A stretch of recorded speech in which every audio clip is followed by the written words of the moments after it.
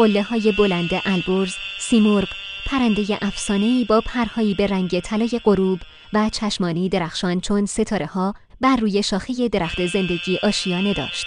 می‌گفتند هر 100 سال یک بار آوازی می‌خواند که دردها را درمان می‌کرد و قلب‌های شکسته را التیام می‌بخشید. روزی پسر جوانی به نام آرش با قلبی پر از اندوه به کوهستان رفت.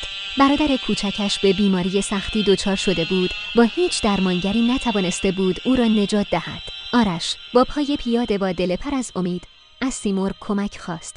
سیمرغ با شنیدن ناله‌های آرش از آسمان فرود آمد و گفت: آواز من تنها یک شرط دارد، تو باید نیمی از عمرت را به من بدهی. آرش بیدرنگ پذیرفت. سیمرغ آواز خواند و آسمان از نور پر شد. برادر آرش شفا یافت، اما جوانی آرش به چشم برهم زدنی به پیری تبدیل شد. با اینان چشمانش همچنان می درخشید چون عشق برتر از زمان است.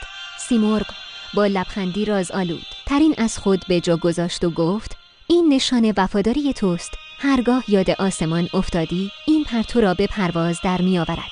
و از آن روز آرش با وجود پیری هر شب با سیمرغ به رویاهایش پرواز می کرد. به سیمرغ آرش را وفای ایران نام گذاشت.